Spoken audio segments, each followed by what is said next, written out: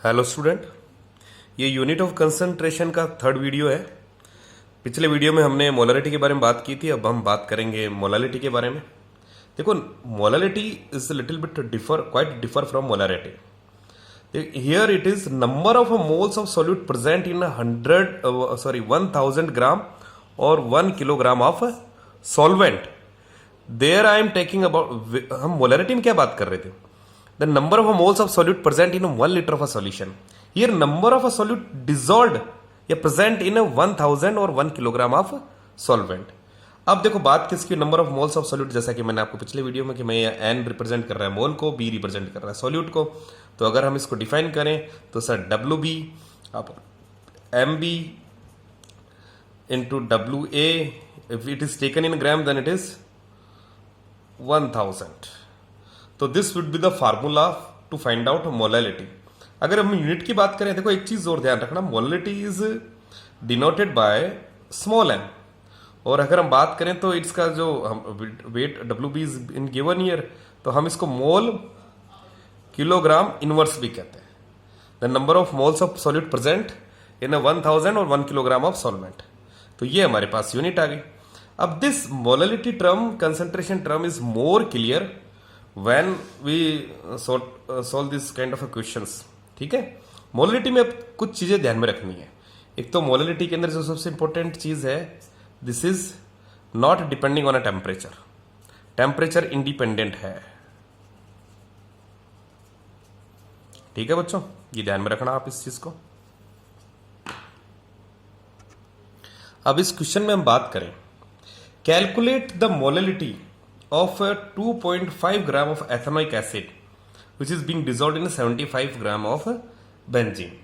भाई 75 gram of benzene में जो है हमारे पास 2.5 ग्राम ऑफ एथेनोइक एसिड, तो इसकी मोलालिटी फाइंड आउट कीजिए।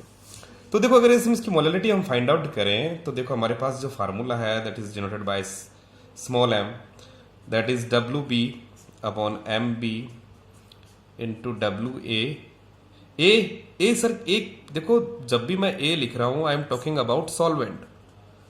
ठीक है, दिस इज 1000।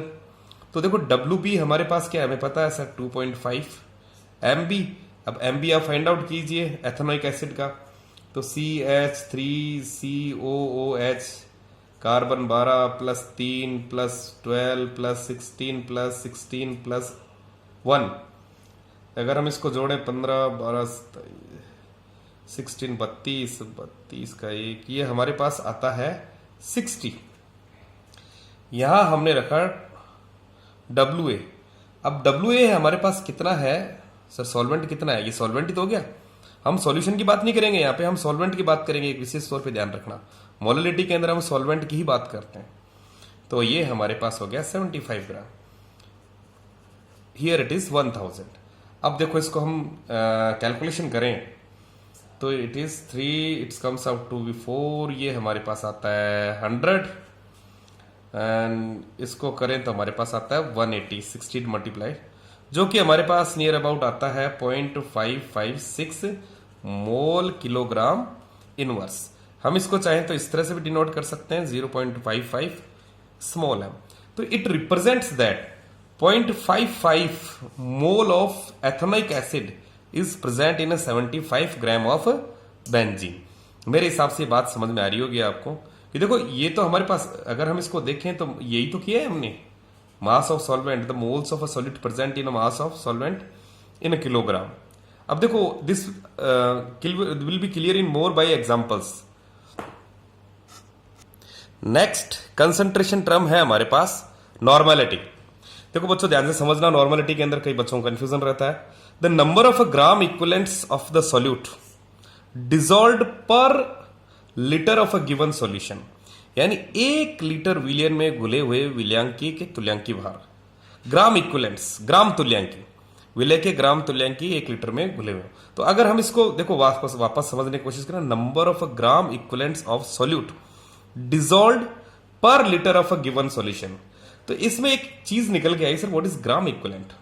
तो देखो ग्राम इक्विवेलेंट हम निकाल सकते हैं। ग्राम इक्विवेलेंट हमारे पास होगा कि sir mass divided by equivalent mass. अब सबसे ज्यादा दिक्कत जो बच्चों को आती है वो इक्विवेलेंट मास फाइंड आउट करने में आती है, तो उसको थोड़ा समझने का प्रयास करना। देखो नॉर्मलिटी हम that is denoted by capital N. तो देखो यहां देखिए number of a gram equivalent of a solute and volume of solution in litre. अगर हम देखें strength in gram per litre और equivalent mass of gram equivalent, ये जो मैंने बात की ये ग्राम इक्विवेलेंट की बात की है। अब देखो ग्राम इक्विवेलेंट हम निकालें उससे पहले हमें ये समझाना चाहिए कि सर हम इक्विवेलेंट मास कैसे फाइंड आउट करें। तो देखो इक्विवेलेंट मास हम देखा जाए तो कई तरीके से डिफाइन करते हैं। देखो अगर हम एलिमेंट की बात कर रहे हैं, किसी एलिमेंट के मैं ये कहूं कि भाई इसका इक्विवेलेंट मास कितना होगा, तो जो भी उसका एटॉमिक मास है उसको हम डिवाइड करेंगे वैलेंसी से। जैसे अभी मैं कहूं हाइड्रोजन का, तो sir hydrogen sir that will be divided by it's valency that is +1, तो वो उसका क्या आ जाएगा, इक्विवेलेंट मास आ जाएगा। यानी जब भी मैं किसी एलिमेंट की बात करूं तो उसके एटॉमिक मास को उसकी वैलेंसी संयोजकता से भाग देना है और उसका इक्विवेलेंट मास आ जाएगा।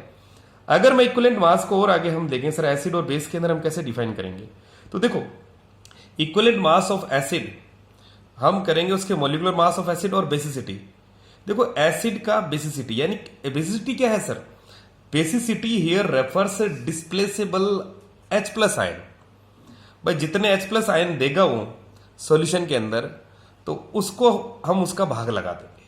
जैसे सपोज कीजिए मैं इसी चीज को समझा रहा हूं थोड़ा समझने का, जैसे H2SO4 है, आपसे पूछा गया है भाई इसका इक्विवेलेंट मास निकालिए, तो हमें पता है सर इसमें डिस्प्लेसेबल हाइड्रोजन कितने हैं, 2H+, SO4-2।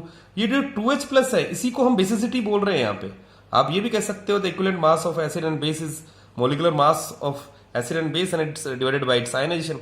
आयनाइजेशन के अंदर जो भी H+ या OH- होता है, तो देखो इसे हमने बेसिसिटी का। अब जैसे हमें पता है H2SO4 का मोलर मास कितना होता है, वो होता है हमारे पास 98। ये मोलर मास हो गया, बेसिसिटी कितनी है 2, तो इसको मल्टीप्लाई करेंगे तो हमारे पास कितना आया 49।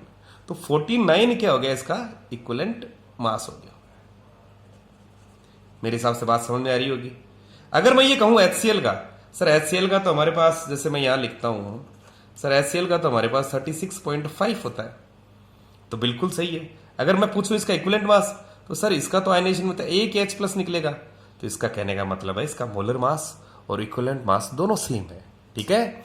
अब देखो इक्विवेलेंट मास ऑफ बेस की बात करें, बेस के अंदर अगर मैं NaOH की बात कर रहा हूं, तो NaOH के अंदर सर डिस्प्ले एसिडिटी कितनी है, एसिडिटी मींस डिस्प्लेसेबल OH-, Na+OH-, तो एक ही है, तो कहने का मतलब इसका मोलर मास और इक्विवेलेंट मास बराबर ही होगा।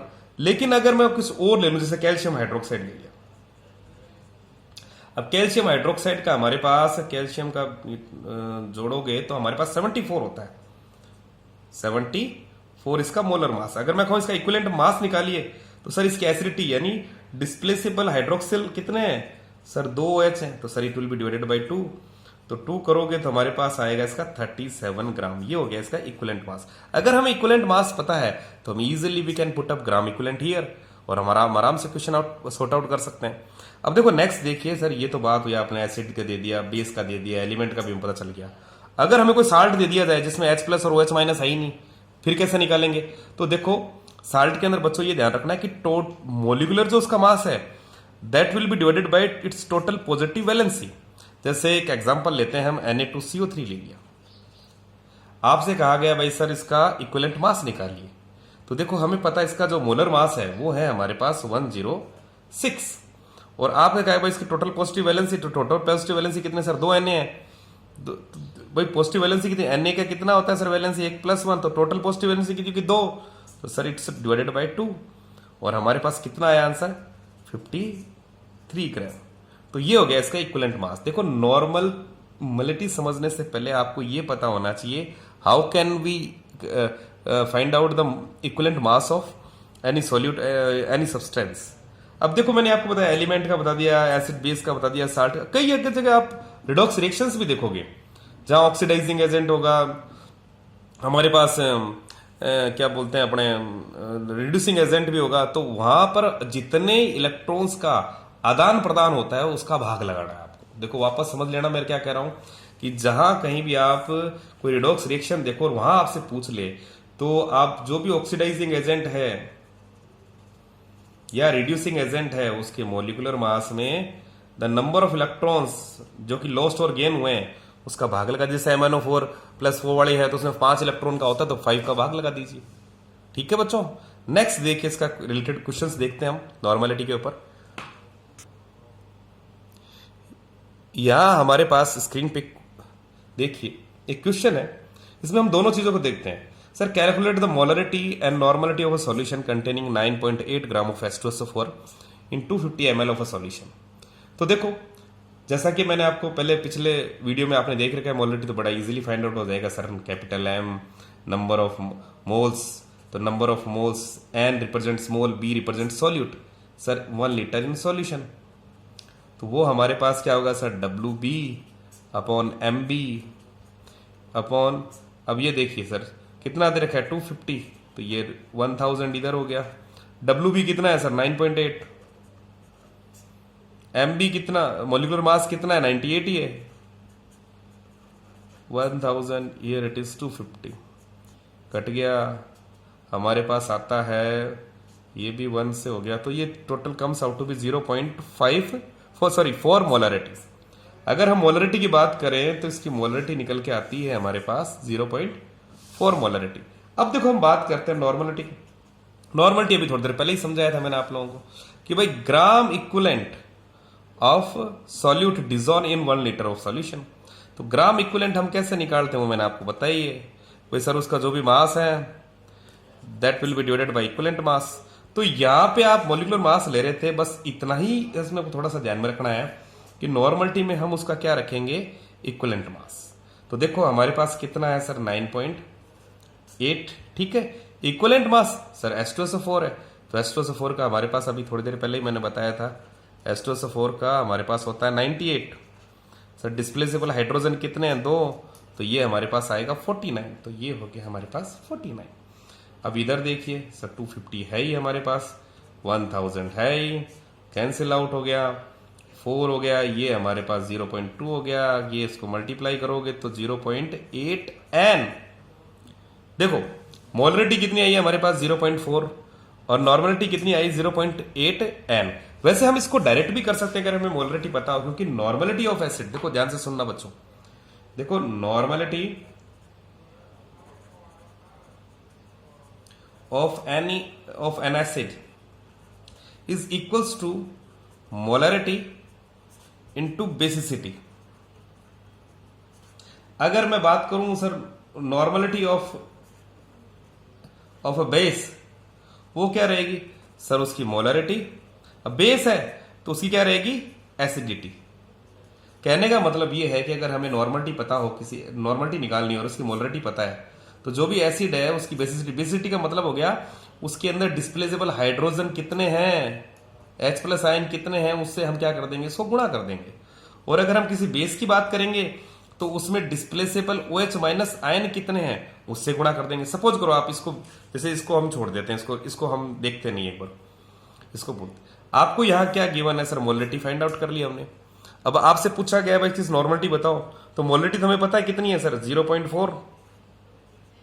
इसकी बेसिसिटी कितनी है सर, H2SO4 है तो 2 होगा, तो 2 से करोगे तो कितना आया 0.8 n। अरे ये तो निकल गया, डायरेक्ट ही निकल गया, देख लो डायरेक्ट ही निकल गया।